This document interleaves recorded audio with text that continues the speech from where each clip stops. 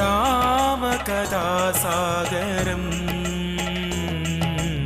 ആദികാവ്യ സാഗരം തീവ്രശോകം ശ്ലോകമാക്കിയ താപസകവിയുടെ കാവ്യം രാമകഥാസാഗരം ആദികാവ്യ സാഗരം.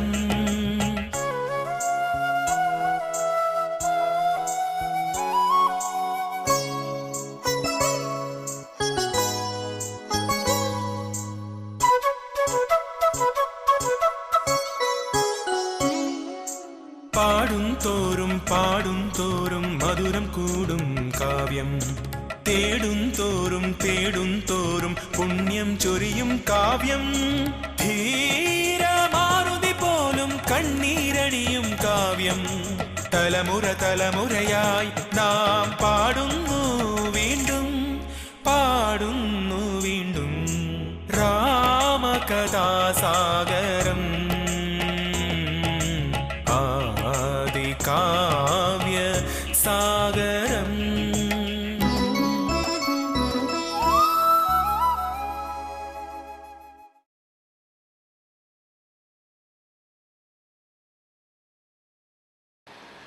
ആദരണീയരായ എല്ലാവർക്കും നമസ്കാരം. എന്നെ സംബന്ധിച്ച് ഞാൻ രാമായണത്തെ കാണുന്നത് ഇറ്റ്സ് നോട്ട് എ സ്റ്റോറി, അതൊരു ട്രാൻസ്ഫോർമേഷൻ്റെ ഒരു ഗൈഡാണ്. It's a guide. ആക്ച്വലി നമ്മുടെ എല്ലാ പുരാണ ഗ്രന്ഥങ്ങളും ഉണ്ടല്ലോ, ഒരു ഗൈഡാണിത്. നമുക്കത് ആ രീതിയിൽ ആരും പറഞ്ഞ് മനസ്സിലാക്കി തന്നില്ല എന്ന് മാത്രം. നമ്മൾ വിചാരിച്ചിരിക്കുന്നത് ശ്രീരാമസ്വാമി കാട്ടിൽ പോയി, അദ്ദേഹത്തിൻ്റെ ഭാര്യ നഷ്ടപ്പെട്ടു, തിരിച്ചു കൊണ്ടുവന്നു, കല്യാണം കഴിഞ്ഞ പണ്ടേ കല്യാണം കഴിഞ്ഞിട്ടുണ്ട്, വീണ്ടും രണ്ടുപേരും സുഖമായിട്ട് ജീവിച്ചു. അതിൻ്റെ ഇടയ്ക്ക് ആരോ പറഞ്ഞു ഭാര്യ ശരിയില്ല എന്ന് കൊണ്ടുപോയിട്ടു കാട്ടിൽ. അവൾ പ്രസവിച്ചു, പിന്നെ 2 കുട്ടികളിങ്ങനെ രാമായണം പാടി വന്നു. അവസാനം ഇങ്ങനെ കുറച്ച് കാലം കൂടി താമസിച്ചു, ബസ് കഴിഞ്ഞു, രാമായണം പോവുകയാണ്. ഇതിപ്പോൾ മനസ്സിലാക്കാൻ എന്തത്ര പ്രയാസമുള്ളത്? ഏത് കുട്ടികൾക്കും അറിയുന്ന സ്റ്റോറിയാണ് രാമായണം അല്ലേ?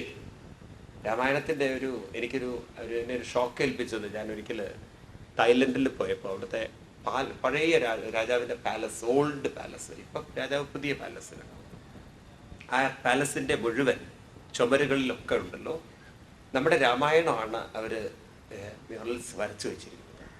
ഇന്ത്യക്ക് പോലും ഇല്ലാത്തൊരു കൾച്ചർ അവിടെ നമുക്ക് കാണാൻ സാധിക്കും. പറയുമ്പോൾ തായ്ലൻഡ് ഈസ് പ്രോമിനൻ്റ്ലി ബൈ ബുദ്ധിസ്റ്റ്, അവരുടെ രാജ്യമാണത്. പക്ഷെ രാജാവിൻ്റെ കൊട്ടാരത്തിൽ ഈ രാമായണ കഥയാണ്. അപ്പം ഞങ്ങളതൊക്കെ കണ്ടുകൊണ്ടിരിക്കുമ്പോൾ ഈ ഹനുമാൻ സ്വാമി ചാടാൻ വേണ്ടി നിൽക്കുന്ന രംഗം, അപ്പോൾ ഒരു പക്ഷിയുണ്ട്. അപ്പോൾ ആ ഗൈഡ് ഇങ്ങനെ എക്സ്പ്ലെയിൻ ചെയ്യായിരുന്നു. ദിസ് ഇസ് അവരുടെ രീതിയിൽ എക്സ്പ്ലെയിൻ ചെയ്യുമ്പം this bird he is not getting the name of the bird. അപ്പം ഞാനിങ്ങനെ മനസ്സിൽ പറഞ്ഞില്ലേ, ഞാൻ എൻ്റെ ഉള്ളിലിങ്ങനെ വെച്ചു, ആരെങ്കിലും പറയുന്നു. അപ്പോൾ ഒരു പെൺകുട്ടി, യങ് ഗേൾ, അവൾ ആൻസർ പറയാണ്. അവൾ പറഞ്ഞു ദാറ്റ് ബേർഡ് ഈസ് സമ്പാദി. അത് ലാംഗ്വേജ്, അവരുടെ ലാംഗ്വേജ്. പിന്നെ ഞാൻ ആ കുട്ടിയെ പരിചയപ്പെട്ടപ്പോൾ ഐ വാസ് റിയലി ഷോക്ക്ഡ്. ആ കുട്ടി ഒരു മുസ്ലിം കുട്ടിയാണ്, കറാച്ചിയിലാണ് വന്നത്. കറാച്ചിയിൽ നിന്ന് വന്നൊരു മുസ്ലിം കുട്ടി നമ്മുടെ ആ ഒരു ഇത് പറയുമ്പോൾ നമുക്കുണ്ടാവുന്ന എന്തൊരു സന്തോഷം നോക്കും. അപ്പോൾ അത്ര ഈ രാമായണത്തിന് സ്വാധീനം ഉണ്ടായിട്ടുണ്ട്. പിന്നീട് ഇന്തോനേഷ്യയിൽ പോയി നോക്കുമ്പോഴല്ലോ ഇപ്പോഴും നിങ്ങളത് തന്നെ വേണം, കാണുക വേണം. അവിടുത്തെ മുസ്ലിങ്ങളുണ്ടല്ലോ, അവരുടെ ജീവിതത്തിൻ്റെ ഏറ്റവും വലിയൊരു ഫെസ്റ്റിവലാണ് രാംലീല. നമ്മുടെ ഭാരതത്തിൻ്റെ രാമായണത്തെ ലീലയായിട്ട്, ഒരു കഥയായിട്ട് അവർ ആടുന്നു മുസ്ലിങ്ങൾ. എത്ര ഒരു മഹത്തരമായൊരു സംസ്കാരം നോക്കൂ. അപ്പം ഇതൊക്കെ നമുക്ക് കാണിച്ചു തരുന്നത് രാമായണത്തിൻ്റെ ഒരു സ്വാധീനം വളരെയധികം ഡീപ്പ് റൂട്ടഡ് ആയിട്ട് ലോകത്തിൻ്റെ നാനാഭാഗങ്ങളിലും ഉണ്ടായിട്ടുണ്ട്.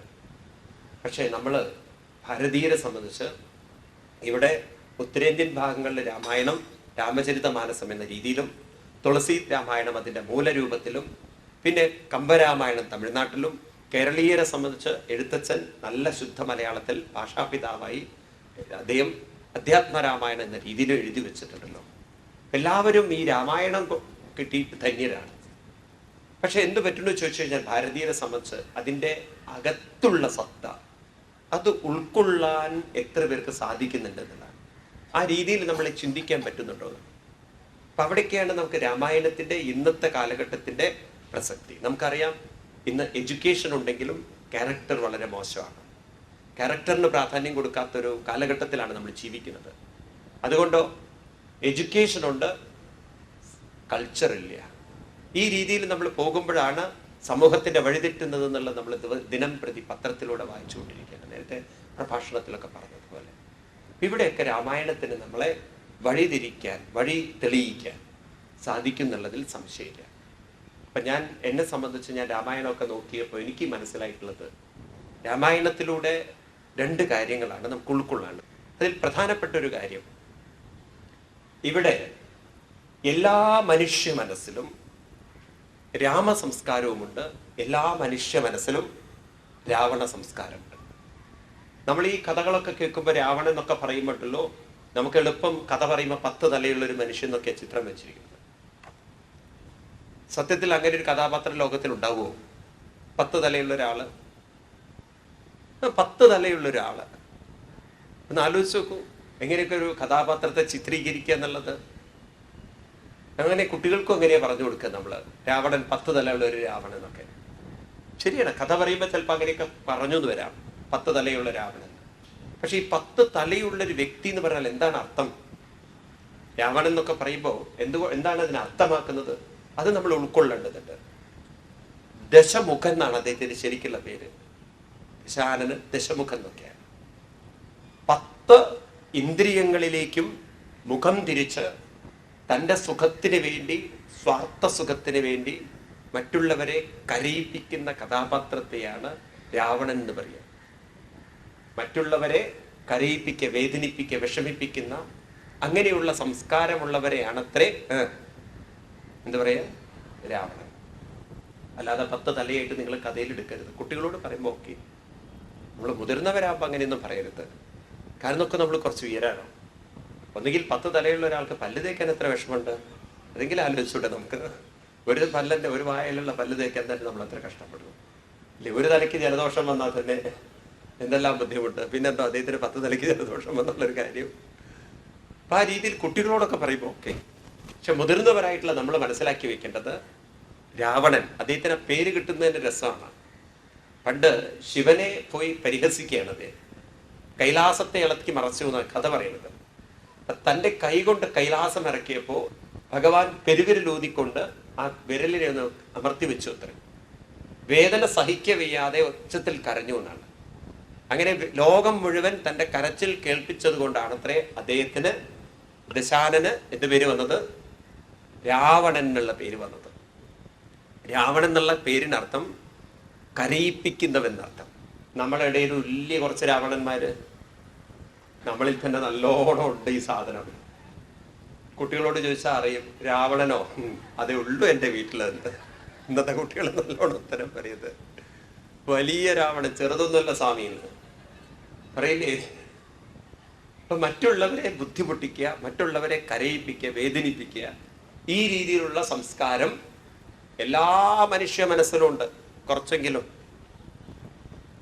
മറ്റുള്ളവരെ സന്തോഷിപ്പിച്ചുകൊണ്ട്, മറ്റുള്ളവരെ ഉയർത്തുന്ന, ഒന്നിപ്പിക്കുന്ന, ഒരു യൂണിറ്റി, ഹാർമണി ഉണ്ടാക്കുന്ന സംസ്കാരമുള്ള മനസ്സുകളെയാണ്